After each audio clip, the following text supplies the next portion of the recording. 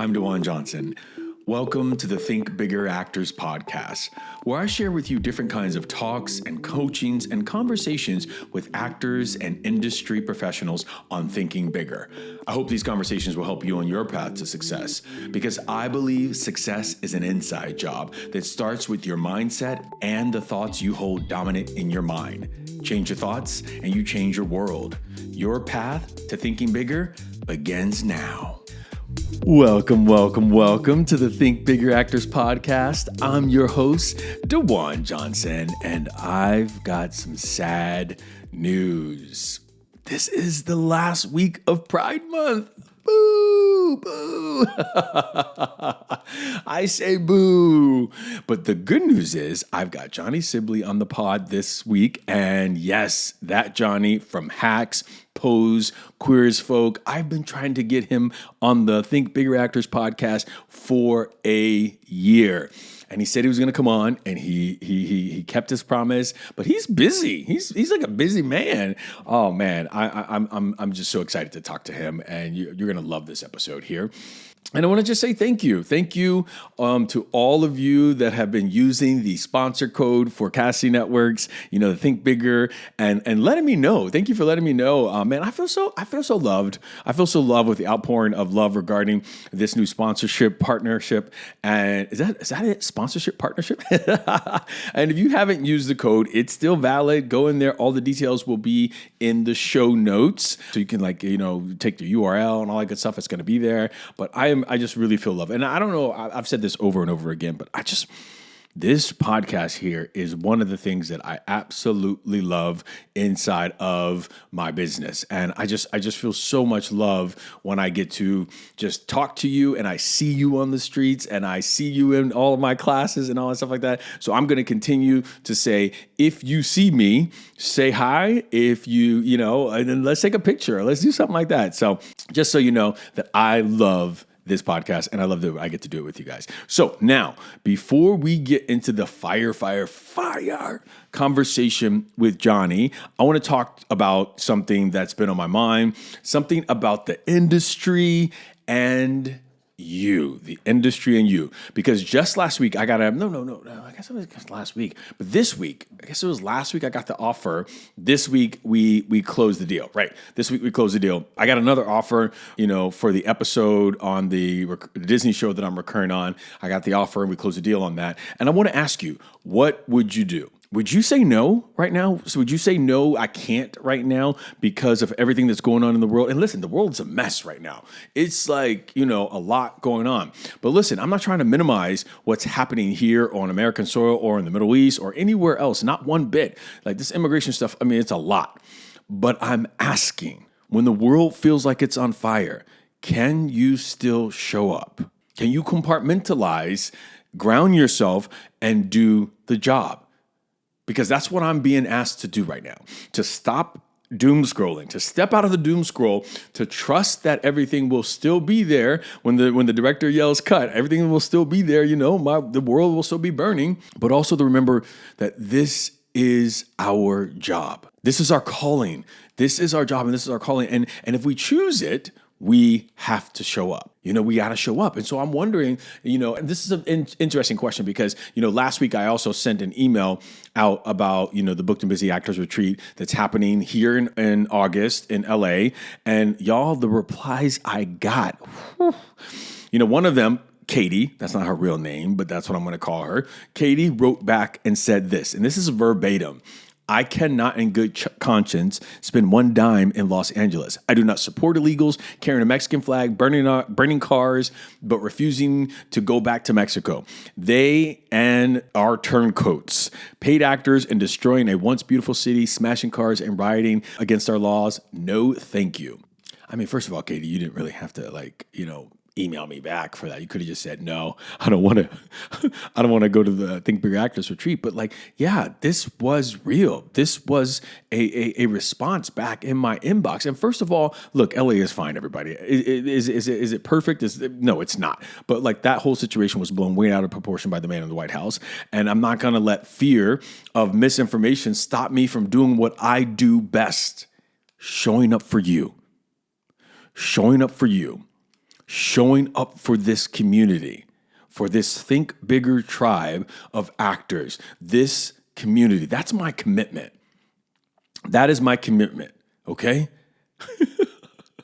I'm laughing right now because I kind of tiptoed into politics, and I know I said I wasn't going to talk about politics alive. Like this is going to become a political podcast, and I just need you to realize that that's growth. That's growth right there for me. Kinda. It's hard. It's hard out here, y'all. But let's not forget, the arts have never been free of politics. Acting has always been a response to the world we live in, and we create out of chaos. That's what we do. That is what we do. Okay? All right, I think I'm finally allowed to share which Disney show I'm on real soon. That may be the next episode, definitely next month. We're premiering next month, so I can't wait to talk about it. I can't wait to talk about, finally, I can't wait to talk about the director session, the all the stuff that happened to booking it. I can't wait to talk more about it, and that will be happening definitely next month sometime. So you're definitely going to want to tune into the pod. And all right, let's just get to the episode. Let's get to the episode, our last episode for Pride Month, featuring the one and only Johnny Sibilly. Today's episode is brought to you by Casting Networks. Casting Networks helps performers find great roles and industry professionals find great talent. You can create a profile, upload your photos and reels, find an agent, and submit to thousands of projects. Your next role could be just a few clicks away. So for a limited time, Casting Networks is offering our listeners $65 off a premium annual membership when you use the code ThinkBigger at checkout.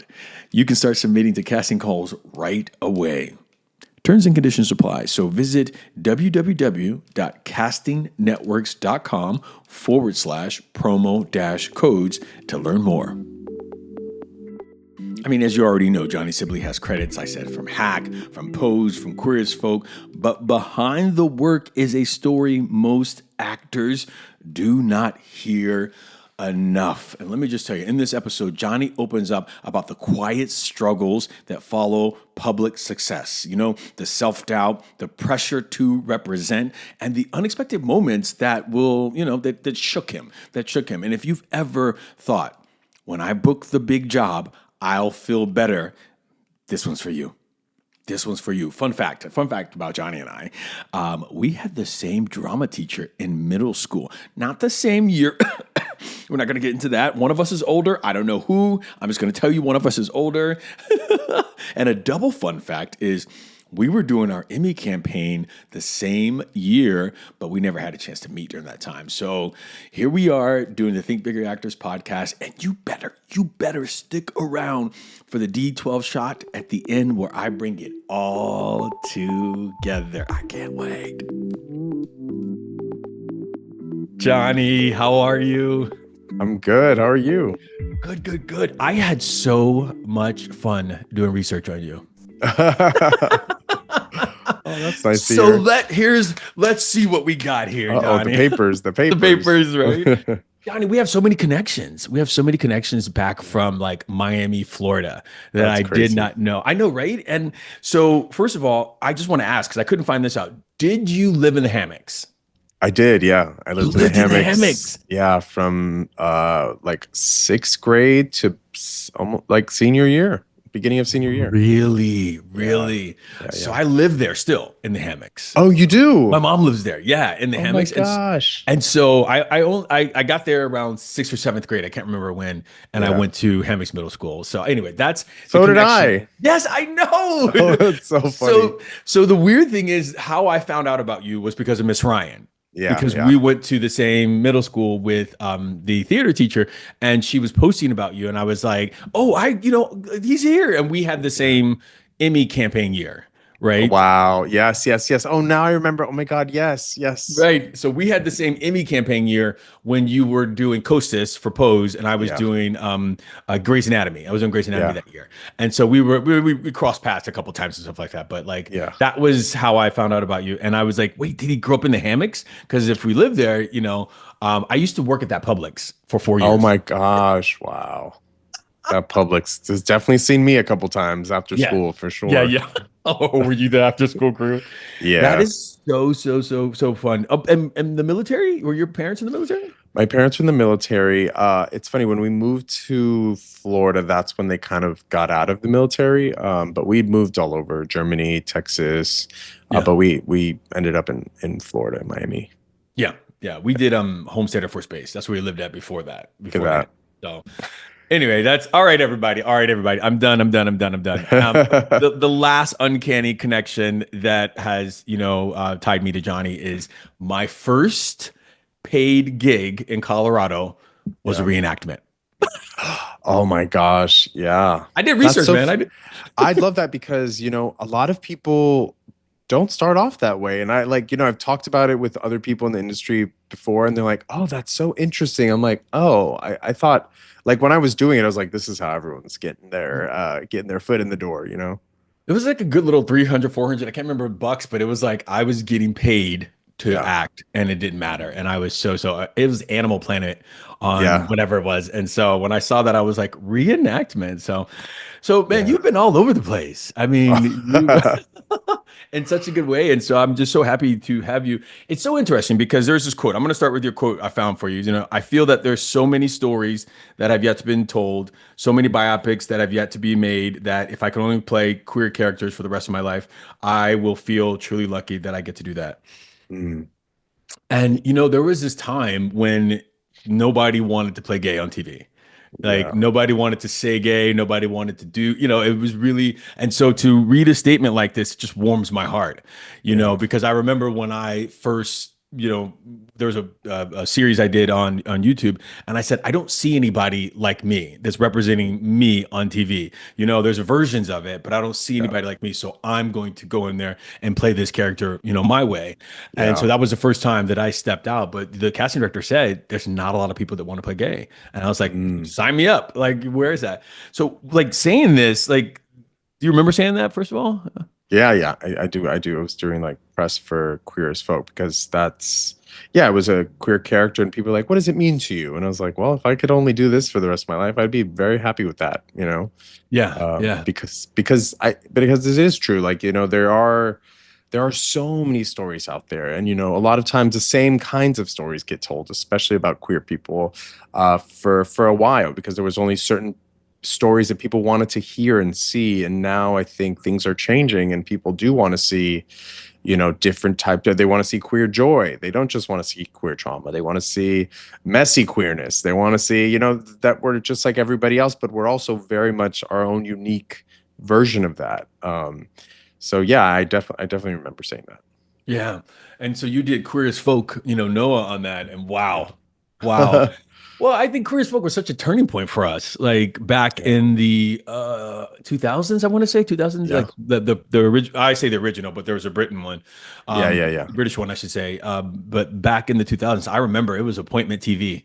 It was Yeah. like Sunday night, I think it was, or something, and we were just Yeah. there On watching it. Showtime. Showtime. It was Yeah. appointment TV, and what was it like going back to be in that world, the Queer as Folk world?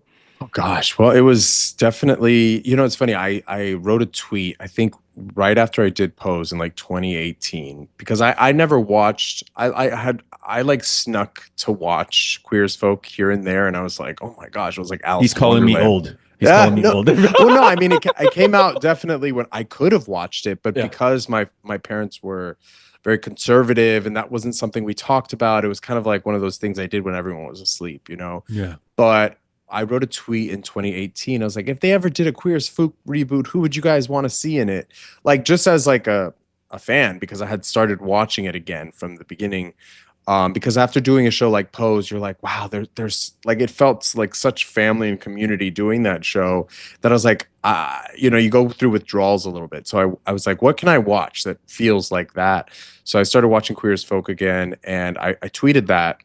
And, back then I was like, Pose was like my first big job. So like all the names that they were throwing out were like Billy Porter and like Neil Patrick Harris and all the, queer actors that were big at the time, and then when 2021 came around and that audition came through, I just felt it in my bones. I was like, oh, I really feel like there's something here for me. I really feel like there's so it was such a full circle moment knowing that I had tweeted about a reboot and didn't even, think twice that like I would be part of that. So it was great. And also it's such a big responsibility to Yeah. step into that because everyone has their expectations. It's such a queer canon show, but we were trying to do something different. Mm. And between us, I think it should have been a whole different show.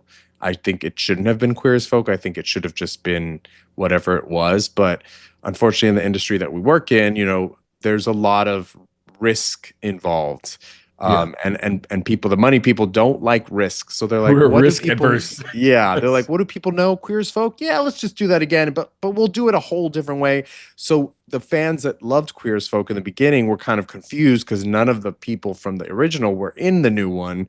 So it was a very interesting thing, but I was so grateful and happy and proud to be part of that family. Like Russell T Davies, who created the original Queer as Folk, just to know that he knew who I was such a like huge moment for me.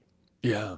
So let me take you back to that. You saw it come across and you were Yeah. like, I got to be in this. What was that whole audition process? Because we're actors here listening to you. Yeah. When you hear back, like, first of all, everybody's always asking us, like, why did you accept the role? Well, we auditioned for it. Right. But like, how was that process? Well, I'm always like reading the trades and seeing like what Oh, is that's good coming to out know. and stuff like that. Like I remember when Pose came out, I saw Ryan Murphy. I remember when I first watched Paris is Burning when I was in high school, and I thought, why is no one making a show about this? This is crazy. Yeah. So years later, when they said Ryan Murphy's creating, I emailed my agents right away. I said, I don't care if I play the janitor. I don't care what. I just want to be a part of this. And the Yeah. same thing happened with Queer as Folk. I saw that it was going to be rebooted. And I sent a message to my agent and I said, I don't care how and when or why, but I really want to audition for this. And of course, like many actors, I'm sure experienced this, but I got the audition when I was on vacation, Oh, of course. and I had just made a rule for myself that I wasn't going to stop my life in order to audition because it really set up this kind of toxic thing after years of like taking off of work or doing that and dropping everything for the audition to just not get it. And then it creates this thing where you're like, oh God. And auditioning should feel like exciting. You're creating a character. Yes. You're like showing your version of it. So that came through and I was on a vacation. I said, hey, I need an extension to next week. Mhm. And I was scared because I was like, I don't know if they're going to give me the extension, but I asked for it anyway. And they said, absolutely, that's fine. So I learned after that, like, just ask for the damn extension Yeah. if you need Yeah. it. Because I also do believe in what's meant for you is yours and no one else's. So Yeah. I did the audition when I came back from my vacation, a little tanner, was happy because I had just been on vacation. And I did the audition. I sent it in. This was a self tape because by Yeah. this time, that's what we're all doing. And I remember, I think I waited 2 weeks to hear back, and got a call back. And when I got a call back, I was like, okay, this feels good. Also, I think it felt different because I was already on Hacks that was doing really well. It was being received very well. And sometimes, when you're working on something else, walking into the room, you walk in a little prouder. Your head's held a little higher. Uh, Whereas, there's been times where projects have not gone and, people just found out. And then I'm going into the room and I'm like, well, they just know that my last thing just failed or whatever. So, Do you think so? Do you think so like that? No, I agree with the prouder part, but like even if it yeah. failed, you've been working, right? Yeah. Like, do you know what I mean? Like, I mean, you've been working, and so it's like that's not your fault that it Yeah. didn't, Well, it's always go. the inner saboteur that's like, oh, they're gonna think I'm not. It's Yeah, yeah. always I like see. it's what I you see. choose to pick up because that's some days I'm like, yeah, and then some days I'm like, um, but I did the callback, and I remember on the callback they had me stay on, and they had Devin Way come on to read with me, um, and I was excited because I was prepared. Mm, And sometimes most times when you're prepared, you feel like, oh, And I'm one of those actors that like I love taking direction. Like Mm.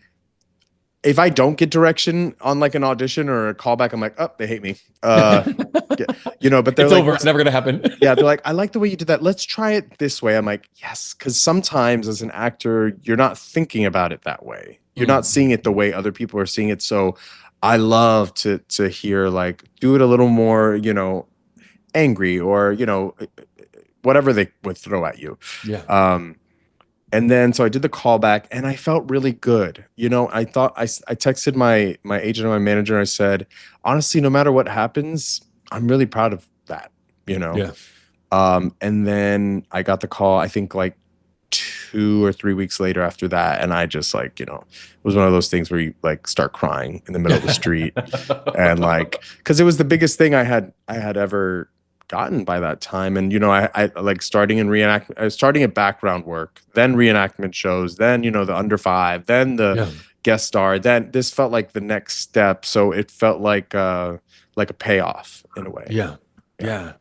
So there's so much to unpack there, man. Yeah. You gave me so much. And I just want to go back and talk about the toxic relationship because I Mhm. think the toxic cycle you talked about is so key to other actors out there who are just, you don't understand. Like sometimes you just got to live your life. Like you Yes. must, like, I feel like, I don't know if your family's still in Florida, but I feel like Yeah. I've missed so many birthdays of my mom's or my Yeah. siblings or, so many Memorial Days or whatever. Yeah. And sometimes you just have to like go there. And I've gotten to that place where I've kind of been like, hey, team, just don't tell me that there's an Yeah. audition coming in because they would like, we're just gonna let you know. And if you want to Yeah. pass on it, you can pass. I was like, but then my mind starts like, well, maybe I can like go in my mom's garage and do Yeah. this and stuff like that. So I want to like just say, wow, that's good because toxic relationship, it really feels that way.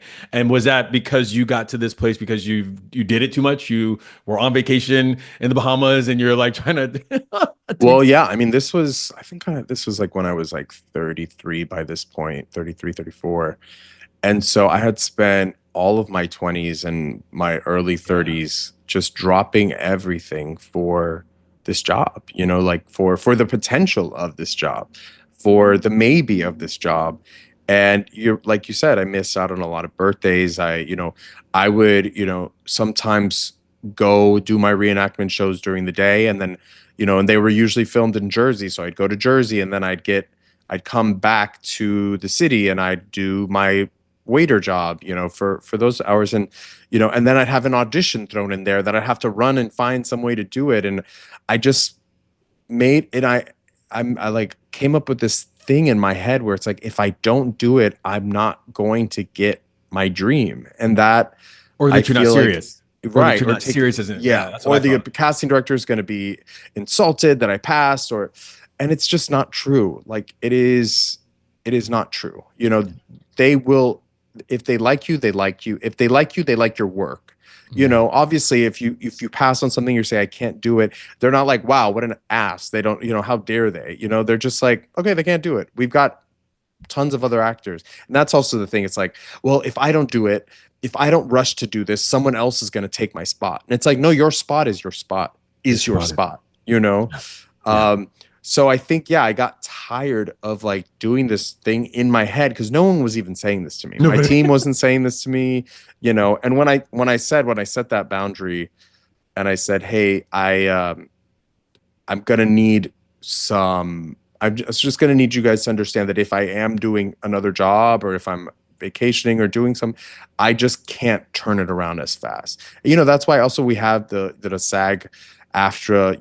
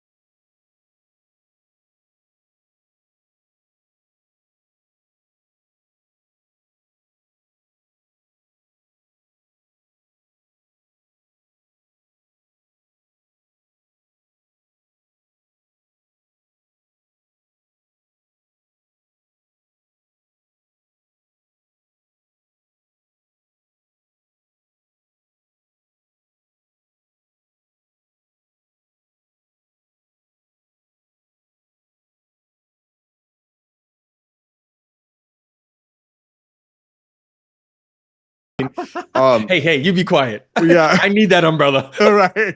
But there are some times where it's like, it's just like we're little cogs in it's like, here, you do this. Can you do this? Can please? And it's like, no, I just can't do whatever, there has to be a conversation. And I think it's respectful to have that conversation, because when you're changing something in the script, I'm sure when the producer's like, just change that, you're like, well, hold on a second. That's actually a precious piece of what the art we're making. So yeah. And there's one other thing you said in there that I think is very awesome. And when you were telling the story about Queer as Folk is, a lot of people might look at you, Johnny, or look at what I've done, and they might see the end product, right? They go to your Instagram, or they go to wherever they see Johnny, and they see that he's on this show. Congratulations on today, by the way. We'll get there. We'll get there. Yeah. But they'll see the end product. But what you just said was, I started in background. I then went to reenactments. I then did co-star, guest star. And I think that's important to tell that version as well, because there's somebody out there that's looking at us and they're like, oh, well, DaJuan, you're on network television right now. Well, it didn't happen that way. There was a lot. It wasn't my steps. first gig. Yeah. Yeah, and I think you said that, like, your biggest thing to that point, you said was Pose, and then you said my next biggest thing was Hacks, and then you went there. So how was that journey? Because I think everybody thinks you just landed, it was I'm really grateful for it, because for the run. Like for the different levels, like it feels like a game, like I'm leveling up every time. And because when I was a background actor, I went to work, like I wasn't there to like try and be anything other than what I was. I wasn't trying to get, like, obviously you make sure you get seen. You know what I mean? If they're like, we're going to need some background over here, you're like, where's that camera? Okay, I'm going to get seen. Not in an ostentatious way, but that's what the point of you being there. So, but I was always on set just watching everything. Yes. It was so fun to just absorb. Like I was like a little sponge. And other extras were like, when is lunch? I'm like, guys, we're getting to watch this. This is so cool. I was always like a nerd in that kind of way. And even down to like the size of the different trailers. I remember when I first got to be in a honey wagon. I got out of the tent with the folding chairs, and I got to be in like my own little 2x4, and I was like, this is so cool. I get to like be in here by myself. And I remember I was on set with one of my co-stars in Queer as Folk, and we were walking back to our big trailers because we were the leads of the show. And he was like, what is that? And it was like a honey wagon. I was like, oh, that's you've never been in one of those? He's like, no. I'm like, damn, I wish you would. Like, sometimes, when you go through that kind of, you wish everyone had to do it the same way, but unfortunately it's just not that way. But I do appreciate every step. I appreciate being on a reenactment show and, with Susan Lucci, and she's like this big thing in my head because I grew up watching her on All My Children with my parents. And, she invited me over to have lunch with them. And I was like, oh, she's, just like little lessons like that you learn along the way that, like, sometimes when you just get right to the front of the line, you forget and you don't appreciate it as much because you haven't been through the different steps, So I'm so grateful for all of that.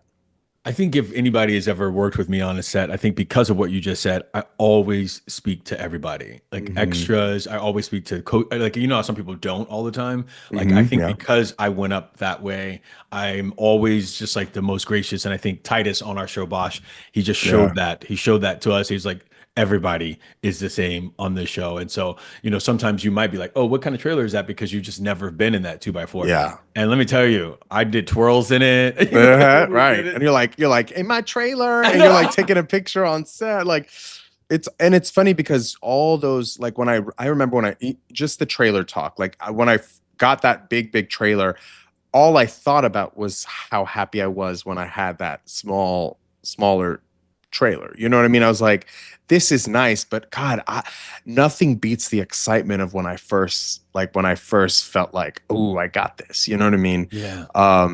Because it is at that point it feels like, because also it's so much more like reaching that point, like you are beat down. Like by the time you, like, sometimes some of us reach series regular status, it's like, oh, all right, let me take off my shoes. Thank God, but like I remember the first call I ever got was for a reenactment show. It was like Celebrity Ghost Stories, and I cried for that one too. That it was that one, Pose, and Queer as Folk are the only times I've ever like boohooed getting a job because they felt like milestones.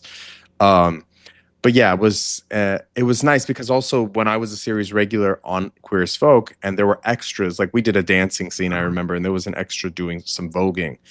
And I remember at that point, you're like, I can say something. So I went to the director. I'm like, that guy, we need to see him. We need to see that guy in a shot. You know, and I remember like being an extra, it's like that's all you wanted was to be validated for your work or like to be seen. And so it felt like I'm giving to myself in that way because that's what I wish I would have gotten in those moments. Paying it forward kind of thing. Yeah. Or, reaching back and sending an elevator back down. Yeah. It's kind of like what I like to say. We've talked a lot about your characters. I want to know, how do you prepare for one? Like when you get those sides, when they come in and it's like, okay, we're not on vacation, by the way, Johnny. We're not Yeah. We're not on vacation for this scenario. How do you prepare? When I get the sides, I definitely read the breakdown first. And then I'm like, I just start reading the lines, and I start reading the lines all different kinds of crazy ways. And like, I have friends that are like, you need to just get the lines in first before you start creating the character. And I'm like, yeah, I guess, but I'm just so excited. Like I've always been like, even when I was a kid, I just loved to do accents and different things. And, so I prepare in that way. And then I start thinking about this person in that world, like Noah specifically for Queer as Folk. Okay, he's a lawyer that just got laid off and he's got an addiction problem. Okay, like, but he's got this beautiful house, and like I'm just picturing myself in the space because before you get into the room, like before you get on set, like you have to kind of create it in your head, like and clothing is a big part of that for me. Like even with auditioning, I'm like, oh, this person would wear this, or they just wear a black t-shirt, or and over the years I've started to play a little more too, because sometimes in self-tapes they're like, oh, you need a blank wall. And I'm like, yeah, but this person seems like they're in a diner, so I'm just going to be at the table eating my salad and my lunch. And if they don't like that, then they don't like that. But I sometimes I need physical to touch, feel, see the character before I can fully be the character. So even if it is changing my hair up a little bit, or it just helps me get into character. That's really the only way that I prepare. I don't create too much of like a backstory or anything, because sometimes I like to find that out on set. Unless I've read the entire script and I like have a bigger understanding, but sometimes you don't get the whole script. So you kind of create whatever you think the scene is giving. So yeah, it's also one of those things. It's like, I used to try and create all of these moments in an audition, and I realize sometimes it's just about whatever the reader gives you, like sometimes if it's an argument scene and the reader's voice goes up and your voice goes up too, because you're like making fun of them, or, it's like, it's a ping and pong, because I think it was Viola Davis. I watched her say like, you don't know what the other actor is going to give you until you're in front of them, unless you've rehearsed it together. But sometimes they give you something and you're like, I've got to use that.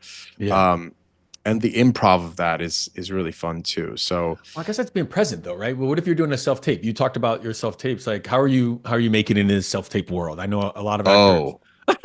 I'd be doing 30 takes, Really? Yeah.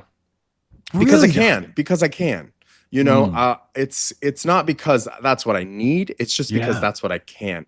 Because when you only have 1-2 takes in a room, like when you go into the room, sure, you maybe prepare a little more, but sometimes I'll do it a couple ways and then I'm like, oh wait, I just thought of something. Like, because I'll block off a certain amount of time, because I also enjoy creating that way. And finding little things. But sometimes, and also because we're not on the set, we're not in costume, we're not in hair and makeup, where you have to find little things here and there, I feel like sometimes, that get you in the mood. But I have friends that like don't do that at all. They like, I go over to help them with the read and they're like, boom, boom, boom, 2 takes, we're good. I'm like, Work. Okay, that's fun. You know. I try like 5. I'm under 5. If I can get it in 3 to 5, because I find after 5, Yeah. I'm just like getting Thinking too neurotic. much. Right, Yeah. right. And that's when it blows up for me. I'm like, oh, I said the instead of the. And it's like it gets really That's weird usually for me me. in the first five. Is Okay. I'm is I'm like, oh, do, and then that's why when I'm on set, I love when my coverage is last. Yeah. Yeah. Yeah. Because I'm like, you kind of melted into it a little bit. And that's the thing on set. Sometimes you don't get any time, You don't especially get if you're time. a guest star, like, bitch, you better come in prepared. Yeah. And it is funny also, Because the like, regulars are usually they're gonna go after you. Like people don't know yeah, that. The guest stars yeah, are first and they're watching, they're learning their lines and doing their things first. uh-huh, And people don't understand that, right? Because you just came from like another scene. Here's your guest star. You're like, this is my moment. Yeah, be yeah, prepared for that moment because yeah. I'm learning the scene as you're doing this with you sometimes, Yeah, and also that's the thing. Like I came from theater, like in middle school, high school, college. So when I started to do TV and film, and I started to see like how people didn't have their lines ready, I was like, oh wow, okay. Like there was this really amazing actress that I worked with. She came on set, and I told everybody, we're working with this woman today. Do not embarrass us. She's an icon. She came in, she didn't know any of her lines, it's really but she interesting. found them, and when she found them, she was perfect. You know what I mean? So not to say that, like, but also she's who she was. You know what I mean? She was at that point, like, you couldn't tell her nothing. So, but that's Yeah, earned yeah. at the same time. So, I but want to I yeah. want to just give a disclaimer. Everybody, if you're an actor listening to this, like we're not saying don't learn your lines because what No. Johnny said, it's important because what happens is you go on set and you're like, oh, X didn't know their lines, so I don't have to know my lines. But Correct. X has been in this business for 30 plus years, and X, Right. we know that X, we trust X is going to get it. You Right. come on for your 1 or 2 scenes and don't know your stuff, I'm not going to bring you back. Like, you know Right. what I mean? And so it's very, very important. I think a lot of actors get out there and are like, well, we don't need to learn our lines, or we could be loosey goosey and we can make stuff up. And a lot of Yeah. people, especially when I talk about it. I'm on a lot of procedurals, and a lot of Yeah. procedurals are we have to make sure you say this because it pertains to something later. Yes. It makes sense. It's all compounding, and people are Yeah. like, I don't have to. I'm like, no, I've missed a word he, and they've been like, no, we need that word. Like, Yeah. so I just want to make sure I say that disclaimer because I've seen a lot of big time actors come on set and not know their lines, and I'm just like, cool, I get it now. I get what you're doing, and Right. it's But that's okay. not me. That's not because that's also the thing. Like, I never want to be the person that's like, sorry, guys. Oh no, You that's know, I can do that at home, but even at home, I love the idea of knowing those lines backwards and forwards so that when you press play on that recording, the yeah. finding of it is not finding the lines, it's finding the character. It's finding a different beat that you might have not seen before. But yeah, preparation is super important, and also kind of respects everyone else's time. Yeah. Yeah, there's a rule I have on set. You will never be held up by DaJuan. That's just Love that. me. You Yeah, just whenever I don't like we work, I don't want to say we work the least hard, but I just yeah, know what those grips are doing. I know what everybody yeah, else is doing on set, makeup and how long they've been there. How dare I come on the set like and not know my stuff and hold people up when they've been on there for like yeah. hours longer. So that's my And it's their chairs aren't as comfortable as our chairs. You know what I and mean? they're not Like, holding umbrellas like you were saying. correct. Yeah, exactly. Or skip the line for food and stuff like that. And so Yeah. I feel like for me, it's just my own creed when I go on the set is to make sure I'm just prepared for that. So hey, it's DaJuan, and I want to talk to you actor to actor. If you've been grinding, auditioning, taping, and still wondering when it's finally gonna click, I created something for you. It's called the Booked and Busy Actors Retreat, and it's happening August 22nd through August 24th right here in Los Angeles. And this isn't just another event, it's a reset. 3 days in person here in Los Angeles. And the room, it's going to be filled with casting directors, agents, working series regulars, and actors like you who are done playing small. You could be one of the actors who gets their self-tapes reviewed live. You could be one of the actors sitting across from reps in a mock meeting. And no matter what, you'll be creating, connecting, and walking away with a roadmap that's built around the work you put in that weekend. No more DMs into the void. No more wondering if they saw your tape. No more feeling like you're doing this all alone. And let me tell you, last year, actors called this retreat transformational, generous, the most real actor experience they ever attended. And this year, you know we're going to go even deeper. We'll work on mindset, sharpening your craft, and making sure that you walk back into this industry, you do it with confidence, clarity, and a circle that has your back. This is where you stop waiting to be picked and start showing up all like you already booked it. So go to www.bookedandbusyactorsretreat.com to claim your seat. Again, that's www.bookedandbusyactorsretreat.com. Seats are intentionally limited, so if this sounds like your next move, trust that feeling. I'll see you there. You're also hosting a show on Loco. Yeah. What's that like? Is it Spill? Yeah, it's called Spill. It's basically a show that gears towards, LGBTQ plus celebrities, to interview them and give them a space to talk about more than just what it's like to be in the LGBTQ plus community. Because I remember watching, you watch shows like Jimmy Fallon and like, the big shows, and then queer celebrities will go on and they'll usually just talk about like, oh, how hard it is right now for trans people. And our show is kind of a place where it's like, you can just come and talk about, silliness and your career and like what your singles are like and your new show. So it's been a really fun exercise in, improv and, a lot of, it's funny because when I started coming up and before that, I always remember it's like either you're an actor or you're a host. You can't possibly do both. You can't possibly have a podcast and be an actor. And, now I think, especially after the pandemic, everything changed. And, Thank goodness. between Pose, which I filmed in 2018, and when I got Hacks at the end of 2020, there wasn't really a lot of work. And, it's funny, after I got that pretty big guest arc on Pose, I thought, oh, I'm good. Like I'm work's going to keep coming. It's just going to, and it didn't. So I had to like think of other ways to not only make money, but like, just keep my wits about me and my creative juices flowing. And that kind of came out of nowhere. And it's like, we can create the show however you want, like, and I remember I started that show and then Hacks came right like a month later. Well, hold on, Johnny. I think we're missing a piece here because this is when I also found you when you were playing. What's the? You're on Facebook, and you were playing. Oh yeah. The characters, yeah. The characters that were so fascinating. Yeah. Was what's her name? Like Julissa. I had another one named Megan. Like there was a whole bunch of sketch comedy. So you did a lot of nice little sketch stuff in between there that was pretty amazing. Like, you know what I mean? I mean, I'd argue to say it was because of my sketch stuff that I was able to show up in the room differently, because even when I did Pose, like the creator, Stephen Canals, told me like the night before I was going on to set, he messaged me on Instagram and he's like, I'm so excited to have you. I've been a fan of yours for years. And I'm like, okay.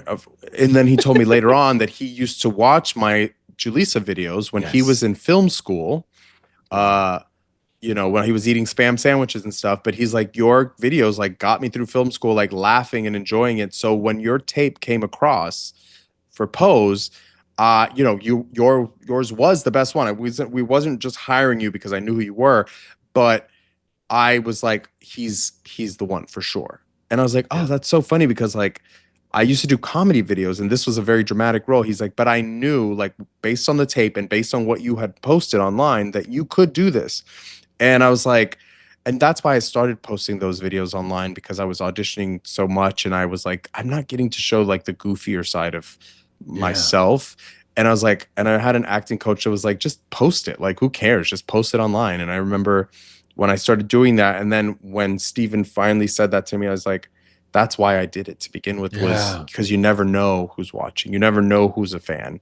Actors are so scared though. we're so scared to do, like, there's a lot of that stuff where I work with actors and I'm saying, just create content like that. And Yeah. I don't know, like, you were just putting it up there. Were you scared or not scared? But like, I Yeah. remember watching it just laughing. Like, it was Yeah. so funny, about it. That's why I'm saying that little time in there, you're Yeah. saying nothing happened. You were creating your own stuff, man. Yeah, no, for sure. I mean, that is what kept me afloat. Like it's funny, my characters have oftentimes, because when you amass a following by doing that kind of your own bits online, you brands start to reach out and they want to use your page as advertising. They want to, work with you, and so I started getting paid for doing that stuff, and it became my, my bread and butter, and it actually sometimes paid me more than I made doing, the TV and film stuff. A co-star or something like that. Yeah. Yeah, which I was like, that's crazy, but the North Star was TV and film, because that's what I got into it to do.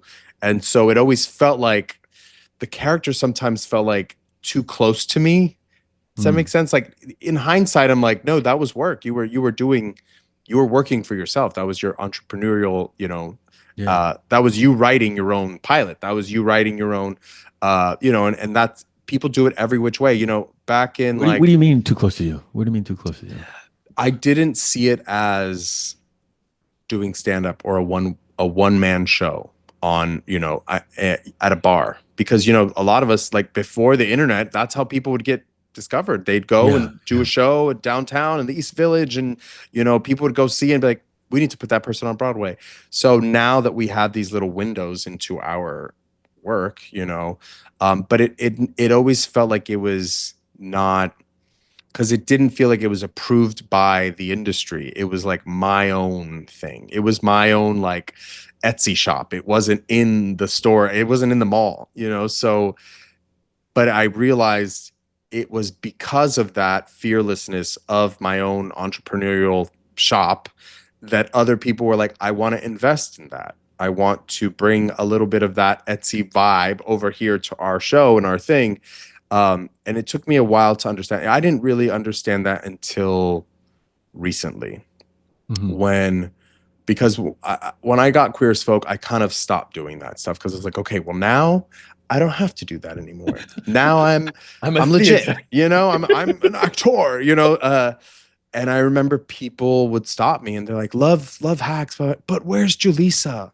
Where's I miss her. And like, I kind of like distanced myself from it, because I was like, oh no, that was before. This is me now. I'm, and I'm trying to be a serious actor. And I remember I did an interview with someone after Pose, and they're like, oh, I didn't realize you, like, had those chops. I knew that you did, like, those silly little Instagram things, and they kind of like brushed it off as like something silly, and I internalized that as a performer. And I was like, oh yeah, this is the quality stuff, when that was quality all along, because it was truly and I was having so much fun doing it.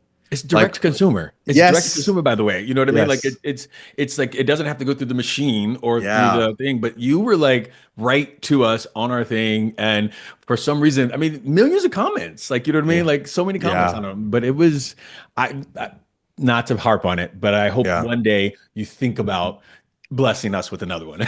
Yeah, it's funny. I've like been thinking about how to revisit it, because it lives in me. And like, as creatives, like, it doesn't matter if we're booked or not. We still have that creativity that we want to flow out of us. And I always said, oh, I'm not a writer. But like, I am a writer, because I wrote all of those things and posted them.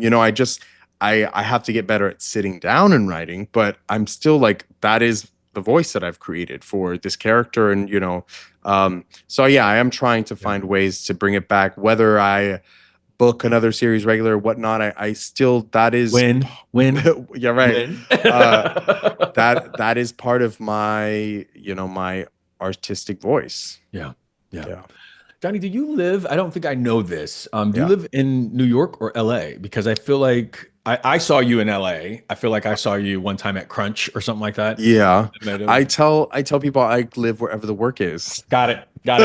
No, I have my place in LA that it's like my little pad for when I go for work, and I have someone living in my second bedroom. So like, it's really nice, but I maintain mostly in Austin. Texas. No way. Yeah.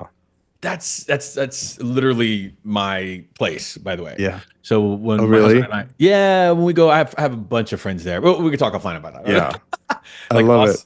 Austin is the place that I think we're gonna settle down in. You know what I mean? Because it's so Yeah. beautiful and it's just wonderful there. But what tell me more about this Tres Leches. I mean, Oh, I that's mean a another podcast on a thing. podcast, right? Yeah, that's another thing that was born out of we like launched it during the strike, the big strike of 2023. Mhm. And at a time where everyone's like, well, what do we do now? Yeah. And I for so long people were like, why don't you do a podcast? And I was like, but what would I say? Like, I don't know what I would say. And I remember going to like lunch with my two friends, and we were there for like 4 hours just gabbing about literally anything and everything. Yeah.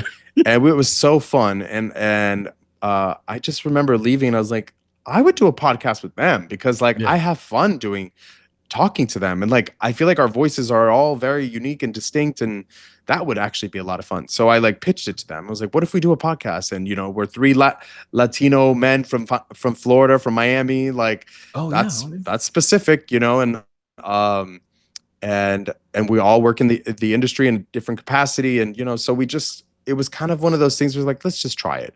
Yeah. And it was one of like kind of like my sketch videos that I did on Instagram. It was kind of one of those things that was born out of just wanting to enjoy art in a different way, because it is a different kind of medium, Yeah. but it's still artistic, the way that you're coming up with topics, and the way even just interviewing people or chatting with people, that's a skill that a lot of people don't even understand, that actually makes you a better actor, I think, in many ways, because Listening.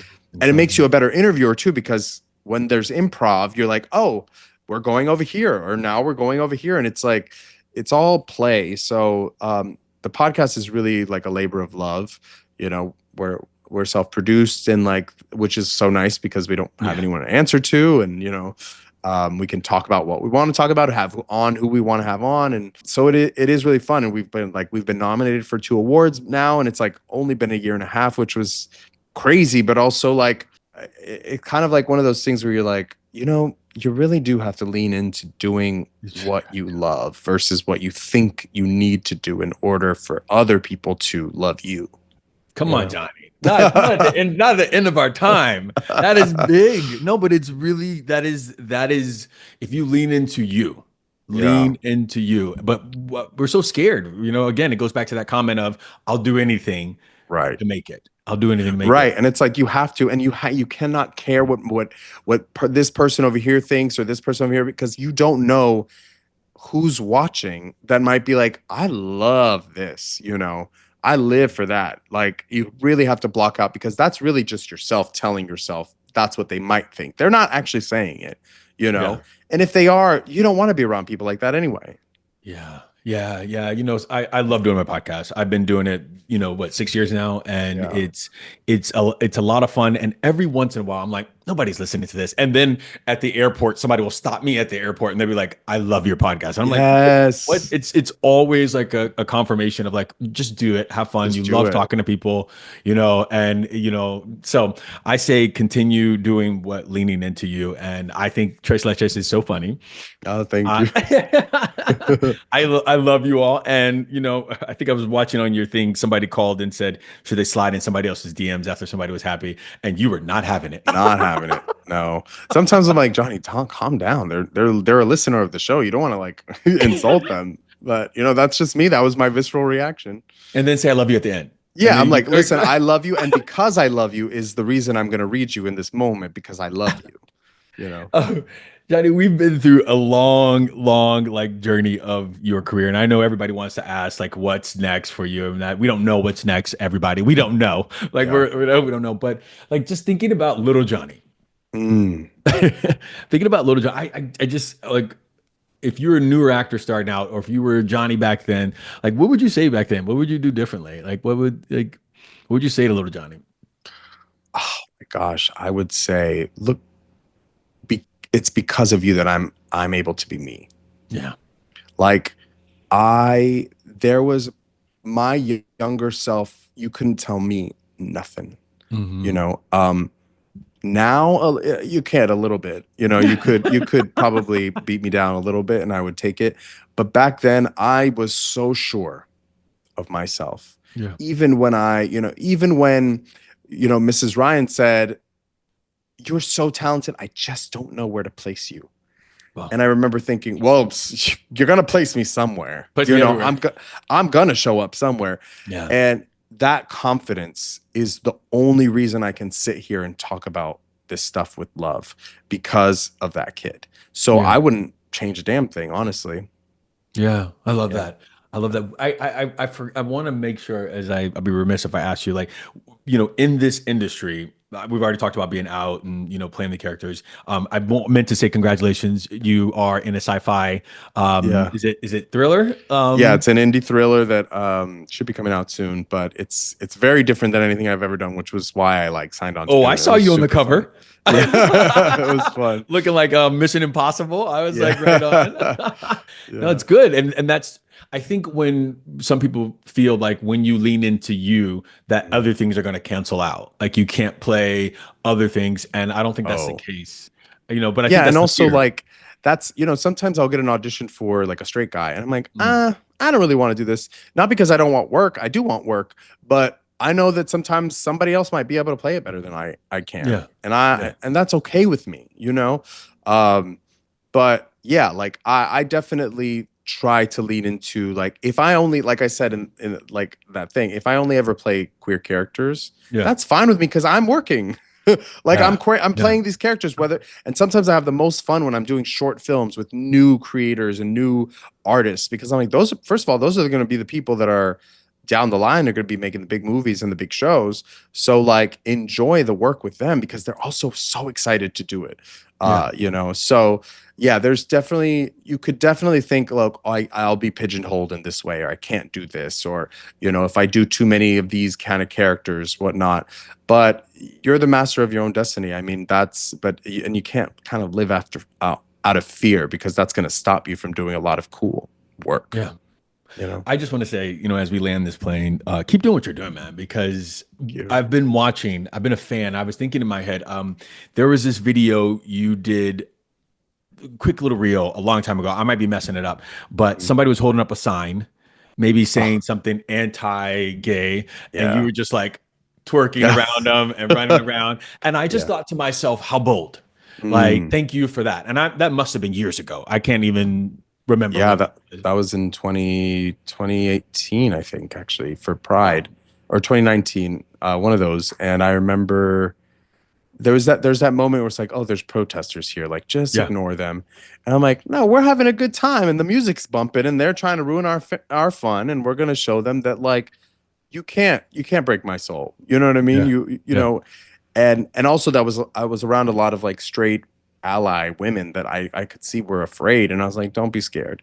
Don't be scared of these guys. They're not going to do anything, and that's how I kind of just show up in life. There's like a fearlessness to like all the bullshit of like, oh, you can't play that role because, like, I remember when I was like, Mom, I'm going to be an actor. She's like, that's not for us. That's for them. I'm like, who said that? Who had been saying that? And I just was like, I'm going to be as delusional as possible until, and, obviously there's times where I'm like, oh, that didn't work out. But that doesn't mean that, like, we don't all belong here. We don't deserve to take up space. We don't deserve a seat at the table. We've built the table. You know what I mean? So yeah, that's kind of how you have to show up, because if you don't, people will eat you up. They absolutely will. Thank you so much for coming on, Johnny. I appreciate you. Of course, anytime. Oh, Johnny, such a great episode, man. Such a great episode. There's a moment in this episode where I just sat back and said, that's a lot to carry. And Johnny had finished telling me how for years he felt this pressure to show up a certain way for the culture, for the moment, for everybody who saw themselves in him, not just as an actor, but as a representation of queer, brown, beautiful, thriving, flawless, unbreakable. And then he said it. I don't think I realized how much I was carrying until this year, and it took me out. That's the part we don't always talk about. We say we want this career. We say we want the visibility, but we don't always name the pressure that comes with it. To always be okay, to show up even when you're tired, to say yes when your body is begging for rest, to smile through the fear that if you take a breath, you just might disappear. Let me tell you something I know for sure. You cannot heal in a hustle. You cannot serve the story while betraying yourself. And if you've been carrying more than you realize, if you've been grinding so hard you forget to feel, if your body or your spirit is trying to get your attention, listen to it. You don't owe this industry your exhaustion. You don't have to burn out just to prove you belong or just to prove you to get to the next role or the next part or whatever it is. You are enough. Even when you rest, you are worthy. Even when you're not producing, and you are still powerful. Even when you say no, not this time. I'm just going to say it. Take the cape off for a second. Let yourself breathe. I want to say it one more time. You don't owe this industry your exhaustion. And you cannot heal in a hustle. That's the D12 shot. And you already know what I'm going to say next. Don't quit. Don't get out of line. Borrow my faith in you. And above all else, hold the vision, not the circumstance. I love you so big. I'm so freaking honored that I get to do this with you over and over again. If anything in this D12 shot has touched you or resonated with you, please let me know. Please continue to share on Instagram, on TikTok, or just share with me. If you just want to share with me, DaJuan, this resonated with me. Please just let me know because I love hearing from you. Thank you so much for listening to this podcast.